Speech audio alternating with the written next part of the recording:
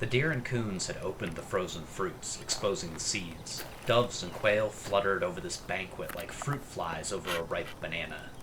We could not, or at least did not, eat what the quail and deer did, but we shared their evident delight in this milk and honey wilderness. Their festival mood became our mood.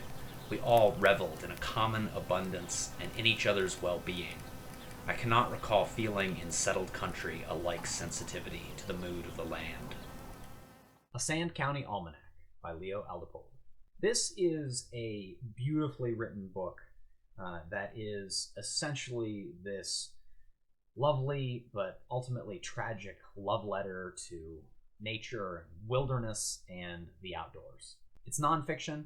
It's a series of essays, each with its own theme. There are lovely hand-drawn pictures by the author throughout. It's this very meditative, just wonderful, beautiful book. The mountains in summer had as many moods as there were days. On a fair morning, the mountain invited you to get down and roll in its new grass and flowers. Your less inhibited horse did just this if you failed to keep a tight rein. Every living thing sang, chirped, and burgeoned. Massive pines and firs, storm-tossed these many months, soaked up the sun in towering dignity. Tassel-eared squirrels, poker-faced, but exuding emotion with voice and tail, told you insistently what you already knew full well, that never had there been so rare a day or so rich a solitude to spend it in. On the one hand, the reader gets to ride piggyback on the author's perspective, and we get to see through his eyes as this person who just has this profound and deep appreciation of the natural world. And the reader gets to be imbued and filled up with the same profound just love and joy for nature. But on the other hand, the possibility of human harmony with the natural world is sometimes undermined. The book talks about how much has already been destroyed, how much wilderness has already been lost, and it gets to you. It is enough to, I think, shrivel and darken sort of the most open heart in some places, and that was very difficult to read. Solitude, the one natural resource still undowered of alphabets, is so far recognized as valuable only by ornithologists and cranes.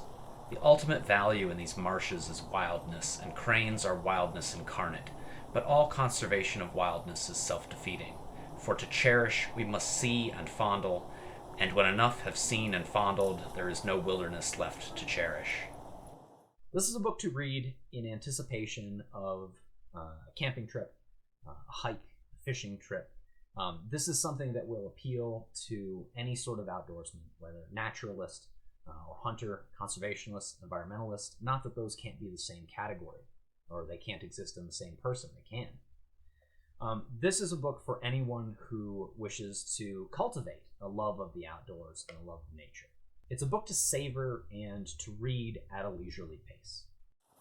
So he traveled them all, and so did we. He divided and rejoined, he twisted and turned, he meandered in awesome jungles. He all but ran in circles. He dallied with lovely groves, he got lost and was glad of it, and so were we. For the last word in procrastination, go travel with a river, reluctant to lose his freedom in the sea. A Sand County Almanac is one of the most beautiful books I have ever read. The philosophy in it, I feel, can at times be childish, but at other times it really is quite deep and affecting. My only real complaint about this book is that it really can get you down in parts. There are sections that are very sad, and we're really reminded of the hell that humanity has brought to the Eden of the natural world. But it can also be a call to action, to reverse those changes, to preserve our natural spaces, and anyone who considers themselves an outdoors person, naturalist, an environmentalist, owes it to themselves to read this book. It did not occur to him that they might be busy casting dice against gravity, that mice and men, soils and songs might be merely ways to retard the march of atoms to the sea.